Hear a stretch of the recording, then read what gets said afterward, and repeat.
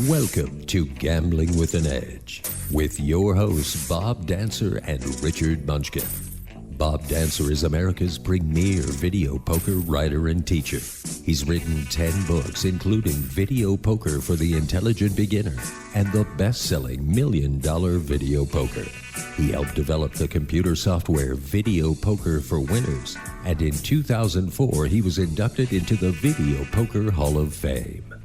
Richard Munchkin has been a professional advantage player for over 30 years and is in the Blackjack Hall of Fame. His book, Gambling Wizards, Conversations with the World's Greatest Gamblers, is a testament to the many ways you can succeed at gambling. The goal of the show is that you'll be a more knowledgeable gambler tomorrow than you were yesterday. And now, here are Bob and Richard. Good evening. Welcome to Gambling with an Edge. I'm Bob Dancer. And I'm Richard Munchkin. About 30 years ago, Ricky Skaggs had a country western hit called Highway 40 Blues. Our guests tonight are Andrew and Brad, two advantage players who have an interesting story to tell about being stopped on Highway I-40 in Oklahoma by the police while carrying a significant amount of money. Before we get to them, we received an email at gamblingwithanedge@gmail.com concerning lines of credit. It turns out I read the question differently than Richard did. He reached out to the original emailer, and it turns out that Richard was correct in his interpretation. Since the way I interpreted the question also makes for relevant information on the show, we're going to answer that first, and then we'll get to the way the emailer really wanted the question. The question was, assuming you take out a marker from a casino and don't pay it back at the end of your trip, how soon can the casino submit that marker to your bank? And the legal answer is whatever you have agreed to. When you're signing up for a line of credit, one of the boxes to check is how long do you want the money for. I always put 30 days, which has never been a problem, but there are boxes to check for end of trip, 1 week, 2 weeks, etc. So let's say you've checked the 30-day box. If your account is unpaid on the day 31, the casino has every right to submit it to your bank. Whether they actually do that or not depends on the casino policy. Sometimes they'll give you a phone call or send you a letter before submitting the marker for collection. Sometimes they won't. Part of this depends on your history with that casino. Almost always, if you call them up a week ahead and say, I'm in a bit of an awkward situation right now, I can pay half the money immediately and would like an extra 15 to 20 days to pay off the rest, they're going to agree with that. They don't have to, but they will. They want to keep you as a customer in good standing. They know that submitting the marker to your bank will tend to tick you off. Now, if you owe them the money, they will assume you lost that money gambling, whether that was true or not. So they want to keep such a good customer. Now, any comment on this part of it, Richard? Yeah, I'm curious if you, because you've marked 30 days, do you, if you have a winning trip, do you keep the money and try to make money on the float for the 30 days, or do you pay the marker off right away? I usually pay the marker off right away. I am well enough known in that I play for high stakes that I don't really want to be going in and out of casinos with $30,000 to $50,000 in my pocket. So I'll want to come in with nothing and take out markers and then put them in safety deposit boxes or something so that I'm not going around with large amounts of money on me. So now I've never been... Well, to make money on the float, you would have to deposit it in an interest-bearing account. But interest rates are so low right now that you wouldn't make anything, really. Yeah, and I actually have enough cash on hand in various safety deposit boxes around town that the float is sitting in an extra safety deposit box doesn't buy me anything. No, I'm trying to get interest for you, Bob. Thank you for your interest. All right. But now, conversely, if you ever have a really big losing trip, yes. Do you say, hey, I really got buried, will you take something, I owe you $50,000, will you knock off 10%? I have had that conversation some of the time, but it's tough when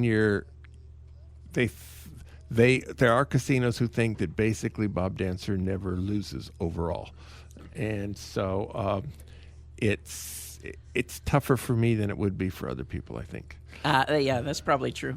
So anyway, back to the original emailer. Yes. Yeah. So what happened to him is he took out a marker, and the casino has never cashed the check.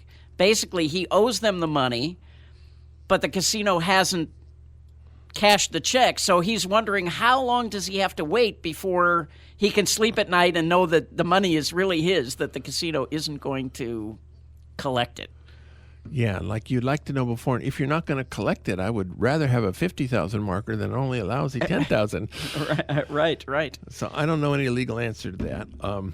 I do know that that's not going to happen to me if I have any choice about it. I don't want any chance for the casino credit company to have a note in there that says Bob Dancer hasn't paid a marker for a year and a half.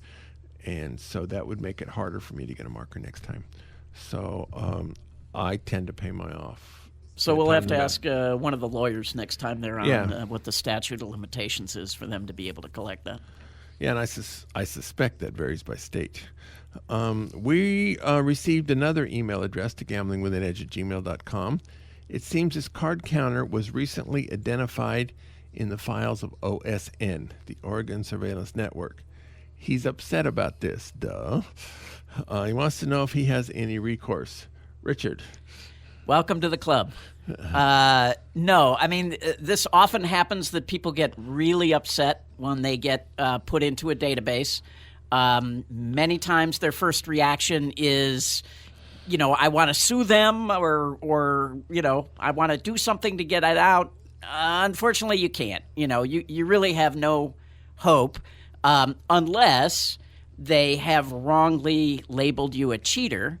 But OSN in particular, Bob Nersessian has been on the show and has said that OSN has been very careful not to call people cheaters. In the old days, that was very common with the Griffin book for them to label people cheaters, and that was part of the case that bankrupted them, the Grosjean case. Uh-huh. But the good news is it's not the end of the world. Basically, every professional eventually gets put into the databases, and it doesn't mean that your playing days are over. It's just part of the business, and it's going to happen to everybody, and life goes on. It's a minor annoyance, but it's minor. You can't call him and say, that's a really bad picture you have of me in that casino. You know what? It's not even the pictures, because usually the pictures are really bad, like that you can't really identify people from them in many cases. The problem is your name is no longer clean, so you can no longer go use a player's card in that name. And most professionals that I know have had at least one name change. Some more than one. All right. Let's talk to our guest. Andrew and Brad are Minnesota Advantage players who've recently played in Oklahoma. While they were in Oklahoma, they got pulled over by the Highway Patrol on I-40. That's the primary reason they're here tonight to talk about this. Andrew and Brad, welcome to Gambling with an Edge. Thanks for having us. That was Brad. And Andrew. And that was Andrew. And we'll assume Andrew said thank you. Okay, so you have 10 minutes to tell your I-40 story. Assume that Munch and I will rudely interrupt you periodically, so that'll stretch out to 15 minutes. Go. Sure, I'll start us off here. So, like we said, me and Brad are from the upper Midwest, and we had decided to take a gambling trip down to Oklahoma. And at this day, we were on day 4 of day 5 of our trip. And for any listeners that aren't familiar with Interstate 40 in particular, it's commonly known as one of the largest drug trafficking corridors in the country. And police are very happy to pull over out-of-state license plates, try to search your car for any reason they can possibly think of. And just to give you maybe some more background on Interstate 40, cars that are pulled over going westbound toward Los Angeles, cops are normally looking for drug money. Cars that are pulled over going eastbound, cops are normally looking for drugs. So the precursor to our story is the night before our incident, we were actually driving westbound on Interstate 40. And a cop car was shining their flashlight on every car that was passing by, every license plate, And we knew what was going on. We're like, okay, they're looking for out-of-state license plates. They happened to shine their flashlight on our license plate, but did not pull us over. But we realized at that point that we were very likely to be pulled over down here. And it was from that point that we were prepared that, like, okay, we need to think about what we're going to do in case this happens. You know, I'd followed Richard's blog for a while where he had talked about Interstate 40 events. So I was familiar with what the possibilities were of what could possibly happen. So we did take some precautionary measures before the trip started in case something like this would happen. What kind of precautionary measures? Well, we'll get there. Okay. I think it'll make for a better story if we wait until the By incident. the way, a thought just occurred to me, and I don't know why I hadn't thought of this before, but you were in a rental car, right? Oh, we were not in a rental car. We were in our own car. Yeah. Oh, So because we I were, was just thinking, you know, next time I fly into a state like that, I will insist that I get a rental car with local plates. In hindsight, that's a great idea. Yeah. All right. As I said, we rudely interrupt. Go ahead, Brad. Andrew. Or Brad. So like Andrew had said, you know, we woke up that morning. We were an hour west of Oklahoma City, traveling east for the day. So like we'd already done several thousand miles in the state. You know, again, rental car might have been cheaper. I don't know. But kind of like Andrew had mentioned the night before, we had seen the flashlights on the license plates. So yeah, we were throwing caution to the wind. So I mean, it really didn't take very long of us being on the interstate before, you know, we saw our first patrol car. You know, maybe 10 to 20 minutes that day. So he was in the median, and like Andrew had said, we were being cautious. So I was going the speed limit, you know, intentionally not trying to get pulled over. But the second we had passed the car in the median, he instantly pulled out.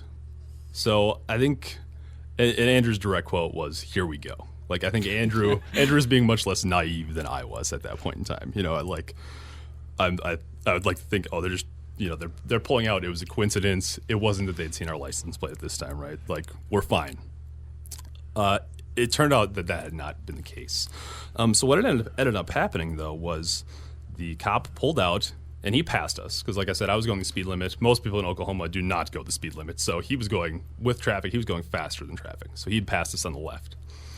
After he'd passed us, he then slowed down to a crawl. Like, he was going 50 miles an hour in a 65. And basically was forcing my hand to pass him, is kind of what I saw. So I signaled, got into the left lane, passed him. The second I got past him, he threw on his lights. So, like, great. You know, like, you know, and I knew I hadn't been speeding. I knew I had signaled. So, like, you know, what had I possibly done at this point in time? And so, like, I've been pulled over before for speeding. So, like, I've had interactions with police officers before, and, like, I kind of know the usual interaction is, hey, how you doing? You were going a little fast back there. Can I see your ID, your proof of insurance? I'm going to go back into my squad car, look all this up. You know, I'll be right back. This was not the case for us in Oklahoma. So what ended up happening was, it was, hey, how you doing? Can I see your ID and your insurance? And can you walk back with me to my squad car? So, you know. He didn't say, do you know why I pulled you over? Or I pulled you over for nothing. Just. No, it was, hey, let's take a walk. It was immediately an isolation attempt to have me in one car and Brad in another car to begin questioning us. Right. And cross-examining us. Which obviously we didn't know at the time, but, you know, in hindsight, that's exactly what they were doing. So, you know, I'm sitting shotgun in the passenger seat of the cop car. Cop number 2 was talking to Andrew at this time, which Andrew will talk about in a little bit here. But I get into the passenger seat, and instantly the officer says, this starts writing down my info, and he says, so when you were lane changing back there, you ended up cutting off a semi-truck. You know, they sit pretty high. You kind of cut in front of him a little bit, didn't give him enough room to react, which I don't know if my initial thought was, what semi-truck? Or, like, what are you talking about? But, I mean, certainly, like, I did not cut off a semi. I can guarantee you that, you know. If anything, I was speeding a little bit, maybe. But, I didn't cut off a semi. So, like, in the back of my mind, like, I think it's completely a lie. But, like, you know, I come off, and then he says, but I'm giving you a warning. So, I come off, okay, that's great. I think naively, maybe this is just the end of it. Cop's being a nice guy. You cut off that semi back there, but we're going to let you go. That was also not the case. So he kind of follows up casually, and he starts off really buddy-buddy with me. And he kind of is prodding the whole time. I would call it just like he was prodding pretty much the whole time. So he just casually asks why we're in the state. And so, I'm honest to him because we had kind of talked about this before where it's like if we get pulled over, we have nothing to hide. So let's be honest with these guys. So we were in the state casino hopping. We had to this point, Andrew mentioned we had been here 4 days already. So we had been in 40 or 50 casinos to that point in time. And so that we were honest. And then it was kind of around this time where the second cop who had been talking to Andrew earlier came back into the car and then was asking me questions from the back seat, which I think I learned out later that these are the questions he had asked Andrew, and he was cross-referencing to see if I would supply the same answers. So, it was, where are you coming from? How much money do you need while you're going to all these casinos? What do you do for a living? What does Andrew do for a living? So, again, they're prodding, trying to divide and conquer, I think. One of us would come out and say something stupid like, oh, yes, I'm a drug dealer. Arrest me now. But this was certainly not the case. But then the tough question came, do you have more than $5,000 in the car? So I knew I did, but we had kind of heard all these horror stories about I-40 and about civil forfeiture in general. So, in hindsight, I don't know if I should have just said no comment, but I made a judgment call and said, no, we don't. Our approach from the very beginning was to avoid a search at any cost. Right. I read about these incidents. I was like, oh, these guys probably just didn't know what they were doing. Just don't consent to a search and it'll be fine. Don't admit to anything, and it'll all be fine, right? Right. So I guess you want to talk about what Cop 2 is asking you about? Sure. While Brad's getting questioned, I'm getting asked a lot of the same questions. The first question I get is like, oh, hey, have you been up driving all night? AKA, oh, did you guys leave Los Angeles last night with a boatload of drugs? And it's like, no, we've been driving for 10 minutes. Where are you guys coming from? Oh, we've been touring casinos in the state for the last 4 days. Like, oh, it's a weird answer, and I understand, they're showing a lot of skepticism. What do you do for a living? Do you have your license? Have you ever been in trouble with the law? Now, when he asked, what do you do for a living, did you say we're professional gamblers? We did, yeah. Yeah. Yeah. Yep. I hold a day job, too, so I work for an investment firm, but I'm also a professional gambler. Brad's a professional gambler. Also, that's not a great answer in the eyes of the police. They're just kind of like, what does that mean? Yeah. But I guess, the real interesting one comes down to when you were getting interrogated about the search and... Right. So, like I said, Cop 1 was trying to be buddy-buddy with me. The whole time. He was trying to be buddy-buddy, but was still very obviously prodding. Almost off the cuff. He asked me, oh, hey, since we're here almost, do you mind if I search your car? And so, having, again, read about these things, my answer was no, not unless you have a warrant. And he said, oh, okay, yeah, I understand. But do you mind if I have my drug dog sniff around the car? And I guess I can mention that we were pulled over by a canine unit, which I didn't realize until this point either. And again, I said, don't you need a warrant to do that? And he said, well, no, not really. You don't have protection around your car. So I said, well, aren't you just going to do it anyway, take your dog around in my car? And he said, yes. So that's exactly what he did. He sent the dog around the car. And so, I don't know what a drug dog is supposed to do when it's sniffing around a car, but it sniffed the passenger side and then, kind of worked its way around the back and then went to the side of the car and sat down. And so apparently this means that the dog smelled something. So Cop 1 comes back with his dog to the car and he says, my dog smelled something. Okay, sure, all right, whatever. I don't think that was the case, but okay. And so this started a whole new line of questioning, right? So it was... You didn't say your dog's a big fat liar? Yeah, well, I would have loved to have said that, sure. And I think Andrew can tell you something about that here in a little bit.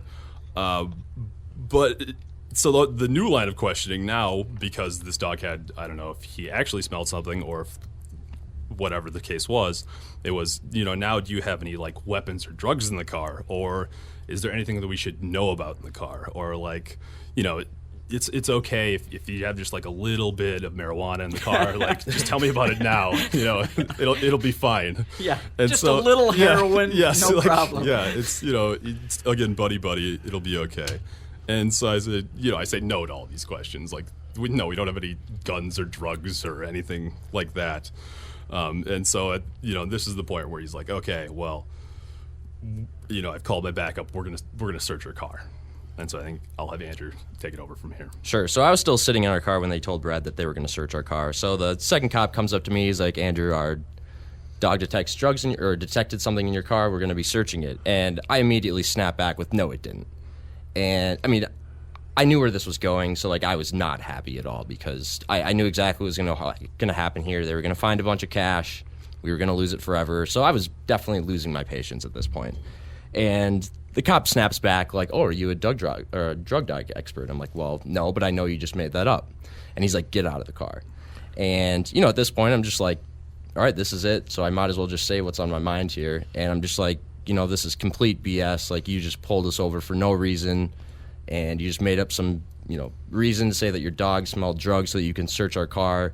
And he's like, "Hey, we pulled your buddy over for a legit traffic violation, which we've already explained to him back in the car, and if you don't start cooperating, like, you're going to have a bunch of other problems on your hands." So, at that point, I'm just like, okay, whatever. And they're like, "Is there anything we should know about in the car before we search it?" I'm like, "No." He's like, "Okay, go have a seat in the squad car." So at this point, me and Brad are sitting in the back of the squad car as these two guys start searching our car. So right before we got pulled over, we had shoved $15,000 in cash in our glove box. And the very first thing that these guys do when they start searching our cars, they open the glove box. So they open the glove box, they find a bunch of cash after we had just told them that, Brad had just told them that we didn't have over $5,000 in cash in the car. And so we were off to a bad start. And that immediately elevated everything. And, you could just see it in the cops' eyes that they just thought this was the best excitement they've had all day. They call in all their buddies. They think they're going to have this big bust or whatever. And so the 8 to 10 other cops descend on the scene. And the first cop comes back, kicks me out of the squad car because he wants to interrogate Brad, because Brad was the one that said that we didn't have over $5,000 in cash in the car. And so I guess I'll turn it back over to Brad, and he can talk about what questioning he was getting. Sure. So, as you can probably guess, previously Buddy Cop was less Buddy now. That after he had found out that I was not telling the truth about the money in the car. So obviously the first question was, so you have more than $5,000 in the car. Why didn't you tell me before? And I think my response was something along the lines of, because I don't have to, which he didn't really take as a great answer. I don't think any answer. I think my answer would have been, because I've heard so many stories of police stealing people's money. Sure, and I know at one point in time, Andrew. No, we said that to him. Andrew said that to him. So, I mean, yeah, and that's kind of in the back of my mind. That's exactly what we're both thinking about, is we're trying to avoid you just confiscating our money for absolutely no reason, Yeah.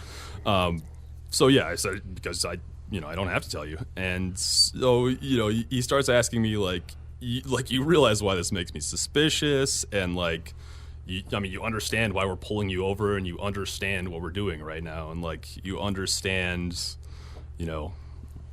basically why we're being so hard on you right now. And it's I think I understand why you think you're doing it, but this is kind of a tough spot for us. And so he just keeps asking me questions. Again, me and Andrew are separated at this point, so it's divide and conquer and hope that one of us screws up. So it was, how much money do you have in the car? Whose money is it? Do you have a bank receipt for all this money that you have in the car? Yeah, bank receipts. Yeah. What bank ever gives you a receipt for withdrawing money? I don't know. Well, if you've ever tried to withdraw large amounts of cash from a bank, it's not necessarily easy either. Well, Yeah. First, you're right. Right. Most banks don't even have that much cash, but I've never heard of a bank giving you a receipt for withdrawing money. Right, and so again, he keeps asking me. He keeps basically asking me over, but in different ways. Are there any drugs in the car? And I don't know how many times I can say no until I don't care. I just unconditional no. So at this point, several other cops had shown up, and Andrew was outside talking to the other cops. So I think I'll have him talk about this. So while Brad was getting interrogated, I actually got to step outside of the cop car, and I could listen, and I got to watch, these 8 to 10 cops search our car. So, after they found like $15,000 in our glove box, they start going through all of our stuff, and they found some interesting things. And I watched them proceed to pull out, a copy of Beyond Counting Exhibit CAA. The cop, pulls out this big black book, starts, rifling through all the pages. I think he thought he was going to find like some hidden compartment with a bunch of drugs or something. Another cop found a copy of Wong's Sharp Sports Betting. For Oklahoma? That was my recreational Right, read. I just happened to have it in the car at the time. Right. They found, before we went on this trip, we created this big binder with all of like our scouting notes on Oklahoma before we went down there. We knew there was like 97 casinos down there. We created one page for every single casino, just like a checklist of like, as we're scouting each of these places, the things that we wanted to look at. So we were on day 4 of this trip. So by that time, we had been to probably 40 or 50 places in Oklahoma. And, they pull out this big binder, which they probably thought was going to be a big list of drug dealers or something. And they start rifling through it, and they're looking at all of our notes on these different casinos in Oklahoma. And a lot of these guys were familiar with these places. And, they're like, okay, they're very confused, what was going on here. They find, all of our luggage, clothes, rifle through all that. They end up finding another $25,000 in cash. So now, in total, they had found $40,000 in cash in our car. So we were certainly fighting an uphill battle here. In addition to that, probably the most important things that they also found, and these were the things that I brought with me because I had read about all these horror stories online. Munchkin had talked about it in his blog so much. I brought all of my gambling records for the last 3 years and a bunch of W-2Gs that I had earned over the years. Now, a W-2G is just a gross winning amount. But cops don't know that. That just because you got a W-2G for $4,000 doesn't mean that you're up $4,000. But I certainly used that to my advantage here because I think I had somewhere around $80,000 in W-2Gs in my car. So that came in really handy when we were trying to explain where all this money is coming from, that we're gamblers. And in retrospect, these became really important things, having the Beyond Counting book, having a binder of all the casinos we had been to, all these casino chips, casino flyers, gambling records, W-2Gs with Social Security numbers on them. And when we look back, we think those are really the most important things. Having that documentation gave us a chance, And anyone else that's traveling through that area, that's definitely what we'd recommend, is having as much documentation on any amount of cash that you're carrying. So I was listening to, all the cops talk, and they're finding all this stuff, and some of them I would hear things oh yeah, we probably couldn't build a case with this, or other cops would be oh, these guys are just cheats, and I actually heard them say that, and I had to speak up at that point. I'm hey, we're not cheating here, this is all legal. They're okay, yeah, we get it. But so I was doing that while Brad was getting interrogated. Then it was my turn to get interrogated. So then I step in the squad car, and I'm getting asked a lot of the same questions. So cop goes, so we found a lot more than $5,000 in the car.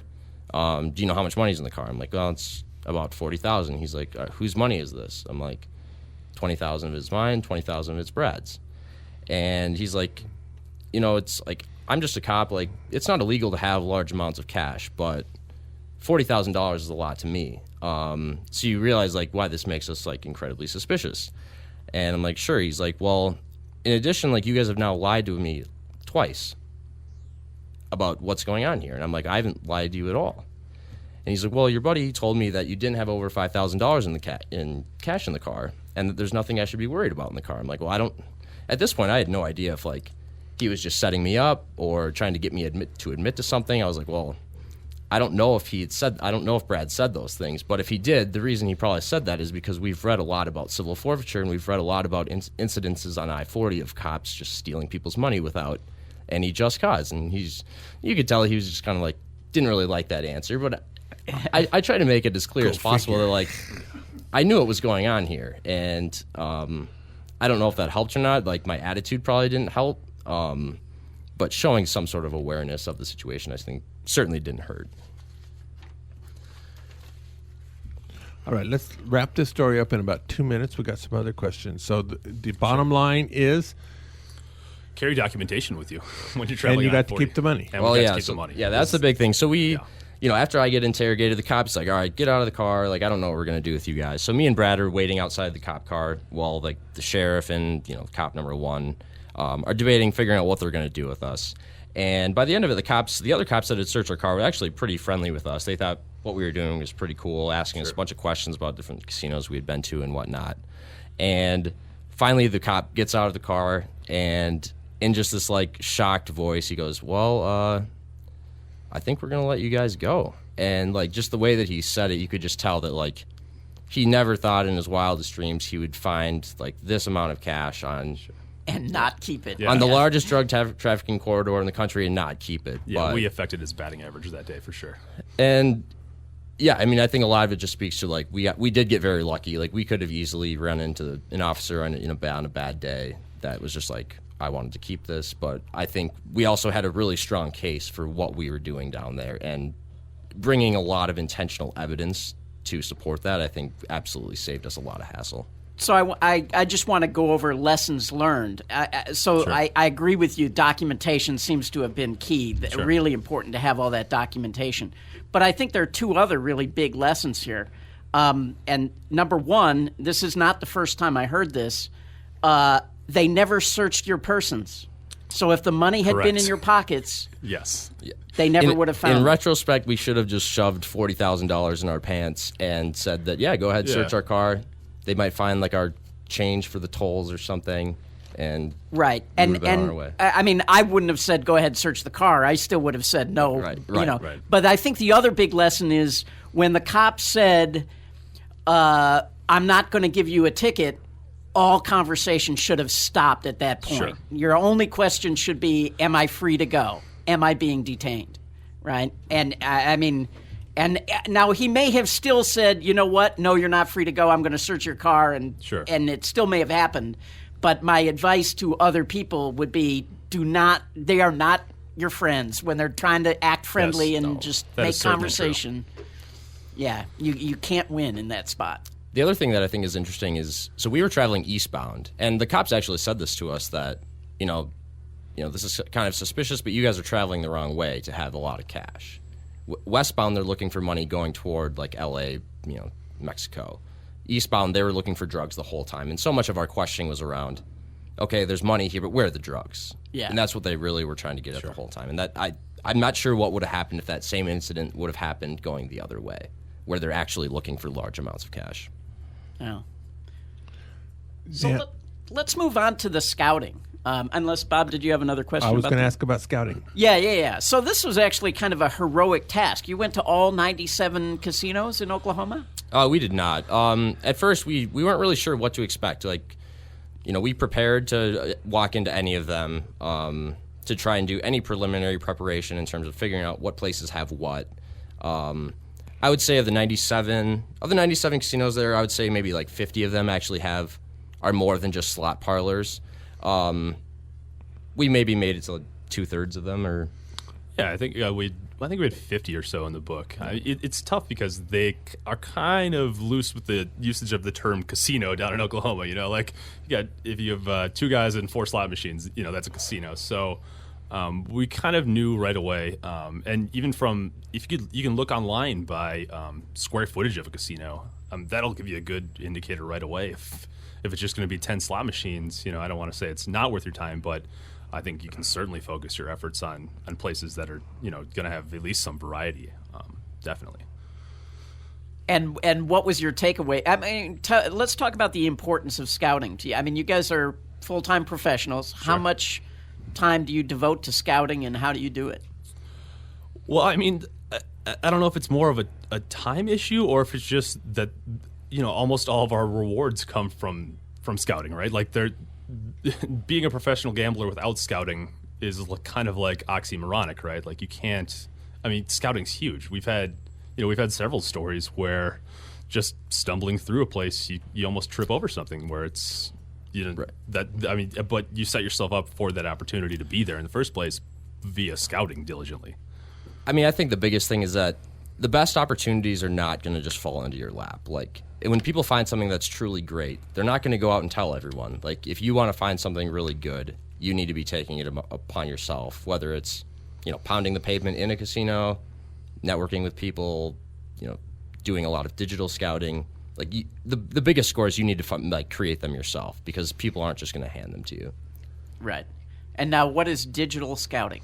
Well, and honestly, like, it's kind of like what I said before. Like, you can Google, what's the square footage of some of these places. That would be digital scouting. And the internet's a wonderful thing because you can find a lot about a lot of things on the internet. So, the kind of stuff we look for is like what kind of games do they have inside of these casinos? And like, there's various places you can look at these, but you can even look at for Bob, you can look at what kind of video poker do they have inside of all these casinos. What's the best pay table for video poker? What is the Players Club like for these casinos?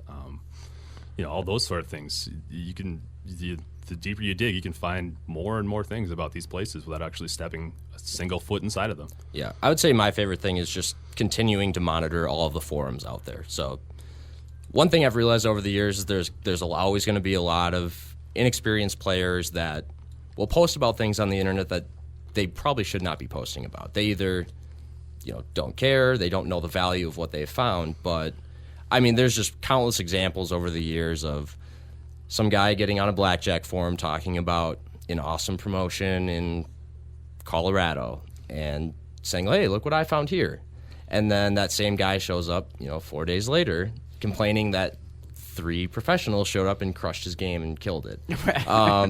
There's countless examples of that over the years, but it's for like the professional player that's looking for these opportunities. They are out there, and it's just so easy to do. You can sit in the comfort of your own home. You have like your links favorited, bookmarked. You check them out once a week, once a month. You mentioned that somebody posted about a game that was worth $1,000 an hour. That actually happened a couple weeks ago. It was it was a non-gambling forum, and this guy was talking about how his favorite $5 video poker machine was over $75,000, and Where it starts at $20,000. Where it starts at $20,000, and like me being familiar with how video poker works, I'm like, well, I saw this after the fact actually, so I didn't get to play it myself, but I knew that like, all right, this guy doesn't really know what he just stumbled upon. As long as this pay table is not absolutely horrible, this thing is worth a lot of money. I was actually able to look it up like after the fact, and yeah, this guy was posting about a game that had an expected value over $1,000 an hour, and anyone could have read that forum, flown to where this was, because he told everyone everything they needed to know, and grinded away on that, progressive royal until they hit it. Any particular websites that stand out as your favorites that you're, that you think really should be checked? I mean, there's a lot of them. The ones I really like are kind of the ones that aren't just all professional gamblers. For the exact example that I just gave. I mean, the Wizard of Vegas site has tons of information on there. People are talking about a lot of different topics all the time that, there's just so much user-generated content that something's bound to show up there. One of the good things about that is that sort of the pond is so big that people who just skim it, I mean, you have to really sort of dig through it to find that nugget that might be worth something. Yep. All right, we got some more video poker questions to ask. Before we do, we're going to talk about our sponsors. The South Point has more than 10,000 games, returning more than 99%. That's more than anybody else has.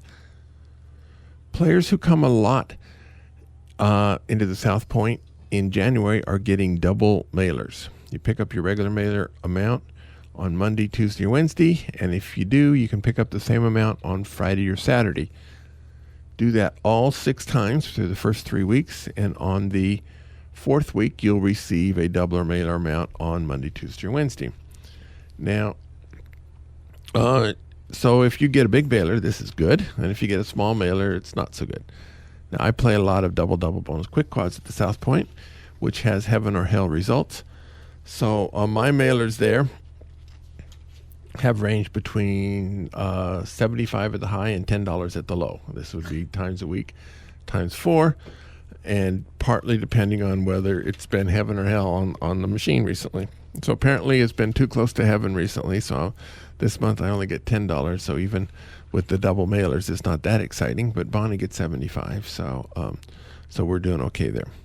There will be double points for video poker and 5 times points for slots. Martin Luther King's Day, January 19th, midnight to midnight, no limits.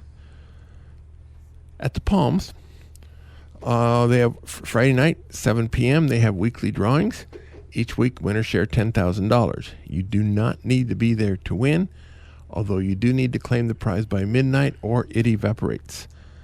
5 times drawing entries, Friday and Saturday evenings, 8 to midnight, and 2 times drawing entries, 4 to 6:30 Friday afternoon.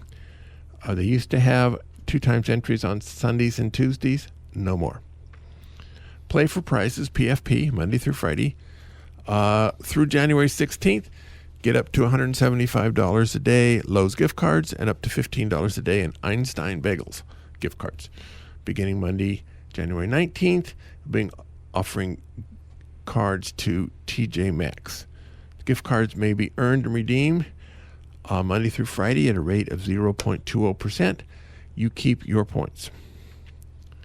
At videopoker.com, it's the best place to play a lot of different variety of games. You can sign up for the gold membership, $8.95 a month, $79.95 a year, which allows you to get corrections on most games. The silver membership is cheaper than that, and this big advantage is you don't get any ads on the site, but it does not give you all the corrections. The game of the week, winners get real cash money, 100 play quick quads. A quick quad is a hand that includes a 3 of a kind, and the other 2 cards add up to the rank of the 3 of a kind, such as 99954 or 222 ace ace. Quick quads get paid as regular 4 of a kinds. Since you get so many 4 of a kinds, you're charged 6 coins per line instead of 5 in order to make the math work out. If you'd like to learn more about this game, you can download for free a quick guide to quick quads from videopoker.com. All right, back to our guests. You found this video poker machine that was mismarked. Now, I dream of finding video poker machines that are mismarked. What was it, and what had happened? Sure. Mispriced video poker tables are one of those things that I've always read about on the internet, and I never thought I'd ever find them in real life. The story started, me and Brad were on a scouting trip, and it was another place we'd never been to, so we're going to a bunch of different places just trying to see what they have. And it was around, I think it was like Tuesday at like 3 in the morning in this like really crappy casino. I walked down in the basement, which I knew was like just all slot machines, video poker machines. Walked by this particular bank of video poker machines. It was a dollar machine, and I saw that the Royal was at 12,000 coins. So, I mean, having played video poker in the past, I knew that, unless the pay table is really bad, this is likely a plus EV situation. So I was like, all right, I'm going to look closer at this. For our non-video poker players, that adds approximately 4% to whatever the starting EV was. Right. So I started looking at the pay table, and the first thing I realized is that not only is the Royal progressive, the straight flush was normal, but this was double bonus game. The 4 aces with kicker was also progressive. And when I looked at it, this one was at 6,000. So people that know the normal dollar game, this should be at 2,000. So it was about 3 times higher. So now I'm like, wow, I mean, this machine is cold. This thing hasn't hit for a long time. And I look at the next pay table, or the next payout, and that's the 4 2-3s forwards with kicker. And that was at around 2,000. That's about 2.5 times higher than it's supposed to be. So I plug this. I have like the Wizard video poker app on my phone and type in the pay table, and it shows 112%. I'm like, all right, I know video poker. I got to be doing something wrong here. I'm like, Brad, come over and look at this. Like, type this into your phone. Like, tell me what you get. 112,000. I was like, okay, maybe this machine is just really cold. Like, we looked at the meter. The meter, there's a progressive meter on this thing too. It was around 1%. So we're like, I mean, maybe this is just a really cold machine. This is 3 a.m, so I'm like, all right, let's sleep for a few hours. We'll come back and play this in the morning. So we come back at 8 a.m. Brad, I'll let you take it from there. Right. So, I mean, we played video poker before, so like we basically made a pact that it was like we're going to camp this thing until, we hit something, and it's not with playing anymore, It could be 10 minutes or it could be, based off of how the machine looked, it could have been weeks that we were sitting there. Luckily for us, Andrew was lucky that day. So I think, I don't know, maybe an hour in, Andrew hit the Progressive Royal. So, we were ecstatic. We only had to be here for an hour. We were good to go. We can cash out our $12,000 and bail. But, we're up $12,000. This is great. So, we got paid and everything.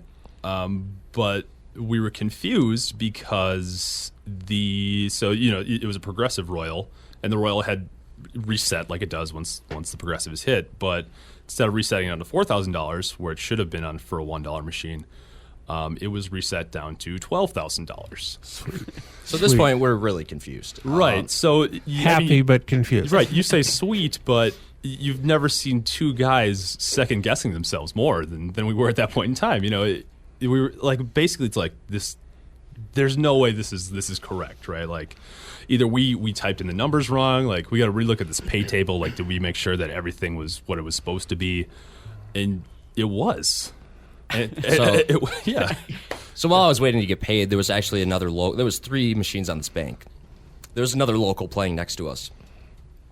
So I like subtly hinted to her. I'm kind of like, you know what's going on here? Like, this thing is supposed to usually reset to like 4,000. She looks up at me. She's like, smiles a little bit. She's like, I don't ask questions around here, and goes back to her machine. So it was great that she was there, because we were at that point, we were like, okay, like these guys just really messed up somewhere here.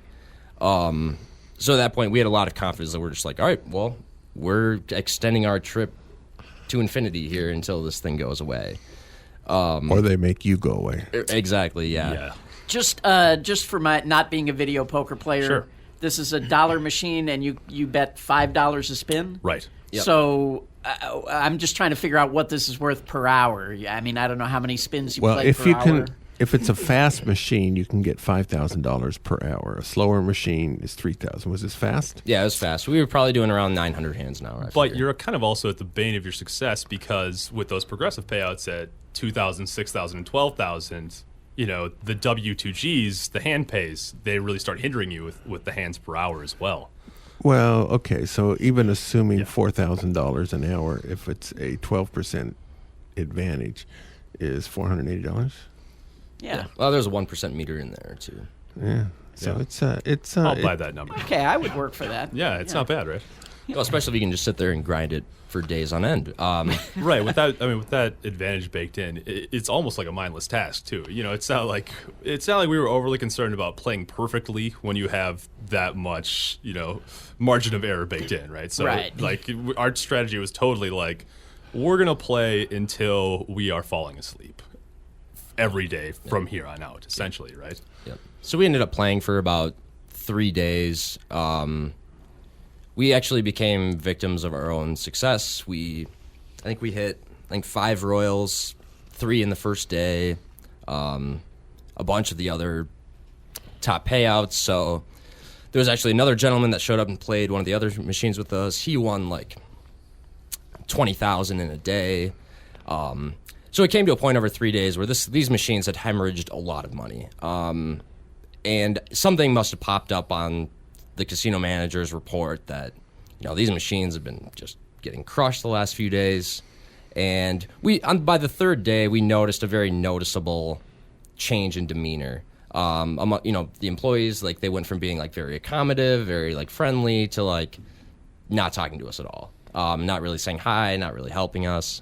And so we knew that like they were suspicious, something was up. And me and Brad were playing there, and on the 3rd day, and a slot tech came by and just shut down the 3rd machine and said nothing to us. And so it was at that point we're like, all right, this is probably about to come to an end here. And so like we're going to play this until they kick us off. We're not getting up from these machines. By this point, we had actually called in another friend to help us, just keep grinding these machines because this thing is not going to last forever. You didn't have my phone number? I did not have your phone number, Bob. Sorry. Okay. So anyways, we actually ended up getting a full 24 hours of play in after that first machine got put out of service. And finally they came up to us and they were like, hey guys, we got to do some maintenance on these machines. You guys need to get up. Air quotes. So we knew at that point that it was pretty much over. But it was it's one of those things you never expect to find, and it speaks a lot to just like having a lot of knowledge about all the games in the casino. And if you're scouting a place, you want to be checking. And taking the time to go down the basement and look at Right, the games and the where there's Right. Yeah. I mean, we like to play table games whenever possible, and so it would have been really easy for us. It was 3 a.m. to just like, we don't need to go down there. Like, let's just go to the next place or something.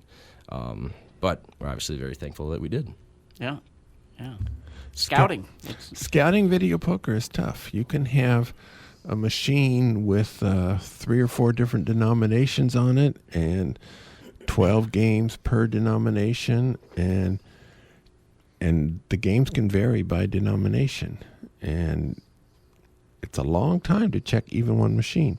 So there can be a row of machines, and they may or may not be identical. You can assume they are, but they're not. On the third machine over, on the dollar game of this, something else is wrong. And so when you're waiting for a hand pay on a jackpot somewhere, be checking the other machines. This is not idle time. This is busy time. Because be checking what you find on nearby machines, because you never know when that mistake is there. Certainly the newer the casino is, the more chances there are mistakes. But take time to check. Okay, Richard, we got more or less a minute to go. If people want to hear our show, what are the best ways to do it? First of all, you can get a hold of us at gamblingwithanedge@gmail.com. You can find us on facebook.com/gamblingwithanedge. You can listen to past episodes at richardmunchkin.com, Brad.Andrew.com. You can find us. If you want to get the show delivered to you so you don't have to work to get it, you can sign up at my site or at Stitcher, iTunes, YouTube. I'm now on Twitter. I've joined the 21st century at RWM21. So yeah, my tweets are not about I'm going to go eat a bagel now. Usually they have something to do with the show. So yeah, you can connect to us that way. All right, good. So at this exact moment, we don't know who our guest will be for next week, but I guarantee you, one possibility will be Anthony Curtis. Right, and the new coupon book is out. So and there's one other guest that we're waiting to hear from. It'll be a great show. Thank you for being here. Thank you, Andrew and Brad. Thanks for having us. Go out and hit lots of royal flushes, everybody. Good night. Good night. You've been listening to Gambling with an Edge with your hosts Bob Dancer and Richard Munchkin. Subscribe to the show in iTunes, and episodes will be delivered to you automatically every week. Archived versions of past shows may be found at BobDancer.com and RichardMunchkin.com. We welcome emails at gamblingwithanedge@gmail.com. Bob Dancer and Richard Munchkin are both available on Facebook and welcome your questions. The sponsors for the show are the South Point Hotel, Casino and Spa, the M Resort, the Palms Casino Resort, and the website videopoker.com. Join us again next week for another Gambling with an Edge.